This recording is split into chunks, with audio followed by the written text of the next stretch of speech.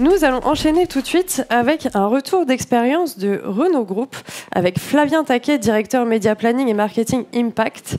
Mais pour cela, je vais inviter sur scène Jérôme Collin, Managing Director de chez 55, qui va les introduire. Jérôme, c'est à vous.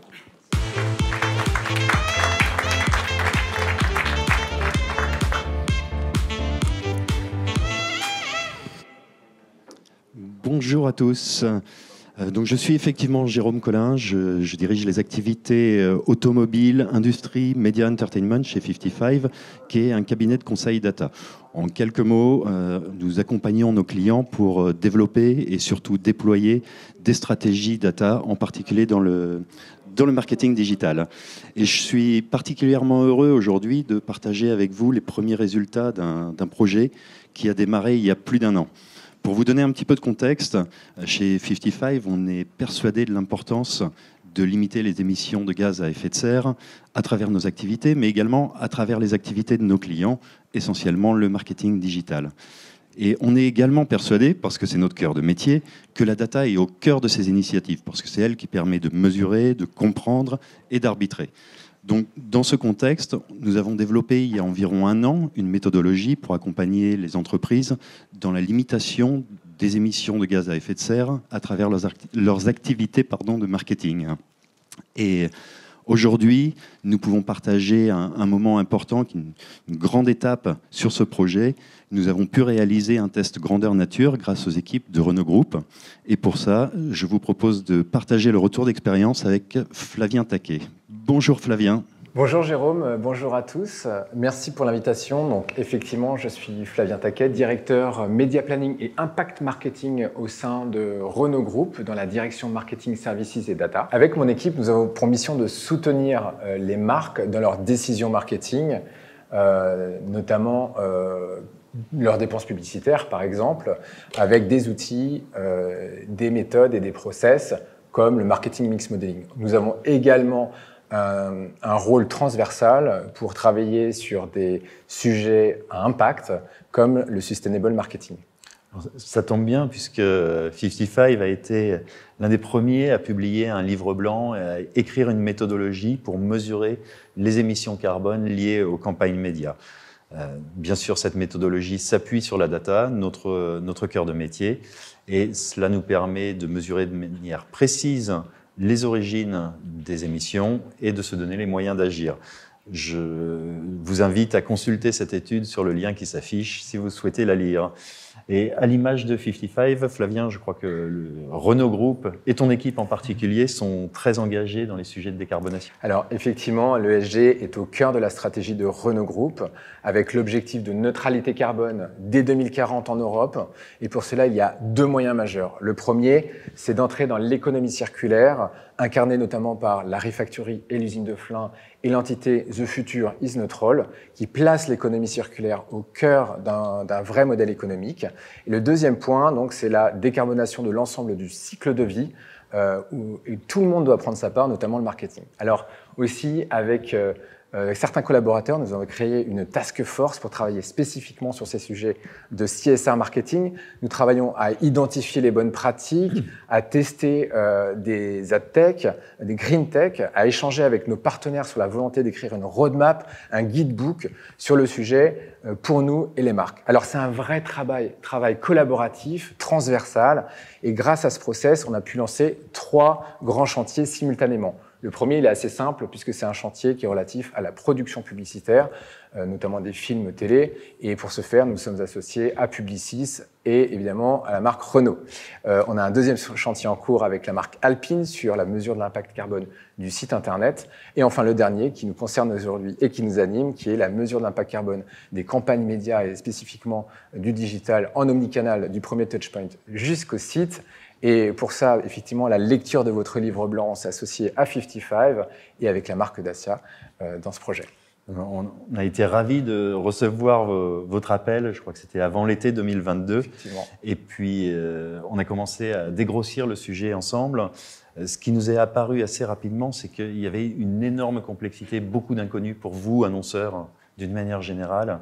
pour comprendre les sources d'émissions de gaz à effet de serre avec le marketing digital. Pourquoi? C'est parce qu'il y a plein de médias différents, il y a plein de canaux d'achat différents, il y a plein d'usages différents. Quel est le rôle des telcos? Quel est le rôle des devices? Tout ça est extrêmement touffu, extrêmement complexe. Et quel meilleur moyen de trouver la vérité que de regarder la data. Donc, on a mis en place cette méthodologie ensemble. On va peut-être en dire quelques mots pour illustrer ça. Donc, on a commencé par le framing. On veut comprendre, comme je l'ai évoqué, quelles sont les sources, les origines de ces émissions. Donc, quelle granularité de data il va nous falloir. Donc, quelle data il va nous falloir. Heureusement, ces données, elles sont généralement dans les outils. Donc, on peut les identifier, on peut les vérifier, on peut les nettoyer, les extraire. Et on peut y ajouter également des insights grâce à l'agence, grâce aux équipes de la marque ou de Renault Group, pour mieux comprendre à quoi correspondent ces datas également.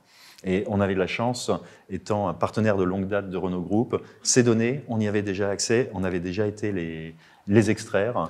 Et toutes ces données, on les a mises dans une base de données carbone, en quelque sorte, pour pouvoir les traiter suivant notre méthodologie. Et ça nous permet de faire les analyses et de trouver les résultats sur les émissions de gaz à effet de serre liées à chaque campagne, avec tous les attributs de ces campagnes.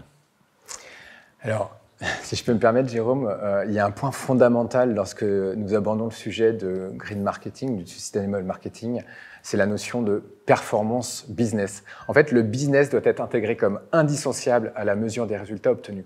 Donc, s'il faut faire des arbitrages entre la mesure carbone et la performance business, elle doit se faire à l'aune des données qui sont disponibles, qu'elles soient carbone ou qu'elles soient performance marketing, et surtout travailler avec les experts qui connaissent évidemment les deux sujets.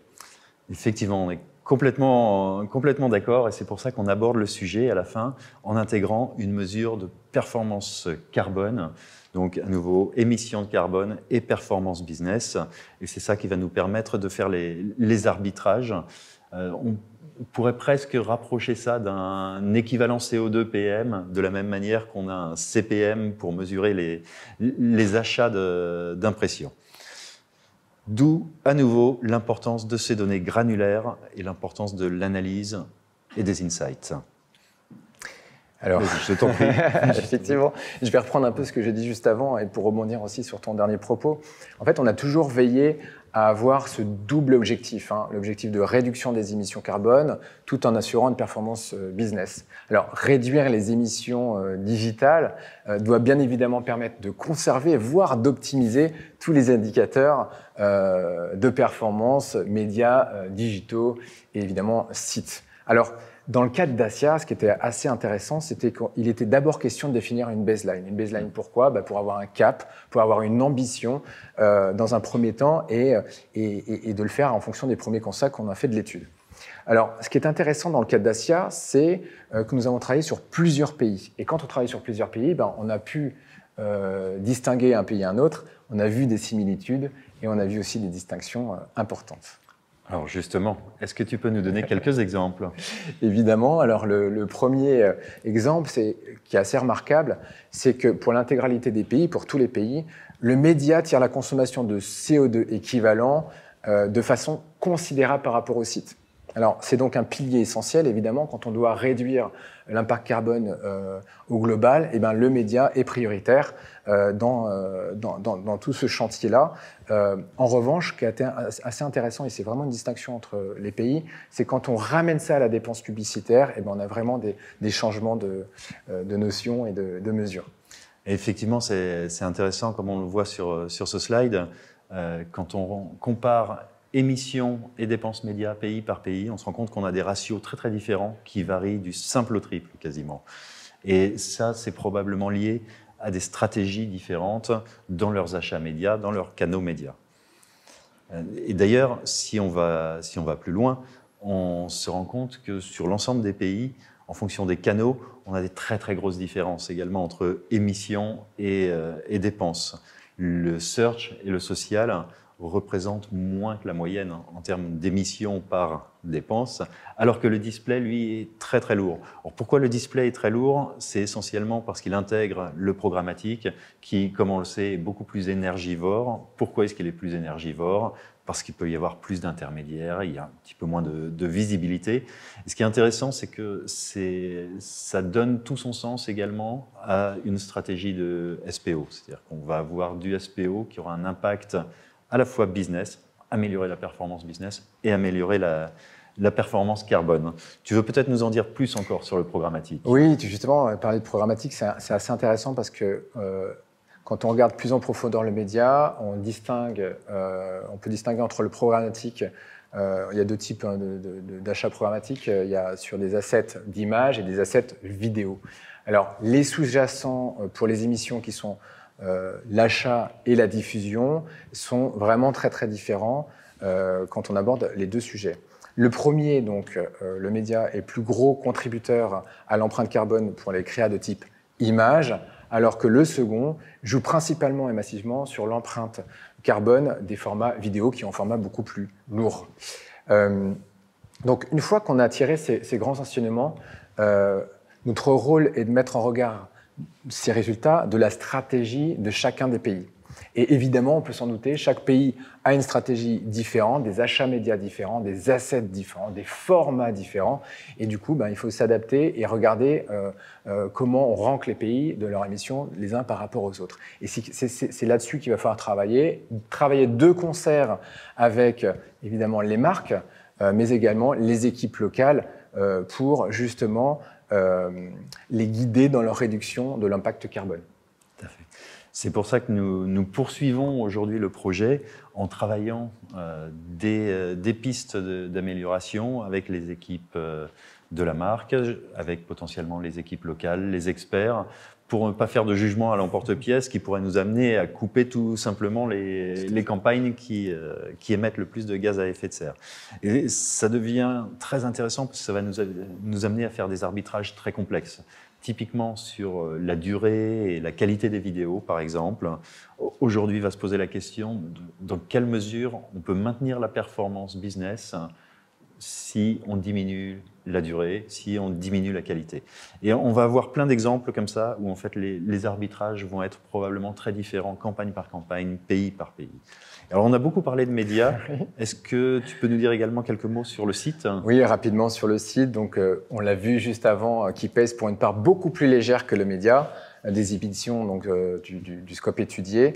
Alors, il y a peut-être un point saillant par rapport au site, ce sont les éléments qui sont les plus immersifs sur une page, ne sont pas forcément les plus lourds. En revanche, ce qui est intéressant, c'est qu'il est préférable de charger au fur et à mesure une page en fonction de son utilisation, de sa consommation, et qui va placer donc un utilisateur un peu moins engagé qu'un autre avec des émissions beaucoup moins importantes. Et du coup, en totalité, on aura des émissions beaucoup plus faibles si on arrive justement à charger les éléments d'une page au fur et à mesure de sa consommation. Et alors, au final, est-ce que vous avez pu identifier beaucoup de potentiel d'économie de gaz à effet de serre? Jérôme, je m'attendais à cette question, évidemment. Bon, on ne peut pas faire de généralité aujourd'hui. On est aux prémices sur les sujets, et pas que Renault, tout le marché. On doit aborder le sujet de manière très humble, avec beaucoup d'humilité, et surtout travailler avec toutes les parties prenantes. Donc, c'est les équipes IT, les équipes médias, les équipes du digital, les équipes RSE, évidemment, et puis tous les autres partenaires. D'ailleurs, je profite de ce moment pour remercier toutes les parties prenantes du projet, parce que sans elles, on n'y serait pas arrivé. Flavien, merci encore d'avoir accepté d'échanger avec moi aujourd'hui sur ce sujet passionnant et super important. Ouais. Donc je pense qu'on est vraiment qu'au début. La data et le média au service d'un marketing plus responsable. Avant de nous quitter, tu aurais un dernier mot pour conclure ? Allez, je vais les prendre. Effectivement, il y a un dernier point que je rajouterais qui est assez, qui m'anime moi, mais qui anime aussi tout le marché en France et en Europe. C'est la standardisation de la mesure, des méthodes, des process, et puis de la mettre en open source pour faciliter son émulation. On aimerait que tout le marché s'y intéresse. Et puis son extension. Donc, le dernier point, c'est que si nos travaux peuvent servir à d'autres, eh bien, on aura tout gagné et tous gagné aujourd'hui. Donc merci à vous tous. Merci Jérôme pour ton invitation et à bientôt. Merci à Flavien. Je voulais revenir juste sur quelques points saillants suite à cet échange. Le premier, c'est que cette expérience a renforcé notre conviction sur l'importance de la donnée et de manière très très large. C'est-à-dire c'est de la donnée quantitative, de la donnée qualitative, de la donnée opérationnelle, de la donnée de performance, puisque comme vous l'avez vu, il va falloir faire des arbitrages entre performance carbone et performance business. Donc c'est essentiel d'avoir accès à un échantillon très très large de données. L'autre impact, c'est qu'il est nécessaire aussi très rapidement d'onboarder les décideurs et les experts métiers, parce que ces arbitrages, c'est eux qui pourront les faire, c'est eux qui pourront les porter. Voilà. Je vous remercie tous pour votre attention, et puis n'hésitez pas à venir nous voir si vous avez des questions sur ce sujet. Nous sommes au village en dessous. Merci beaucoup, bonne journée.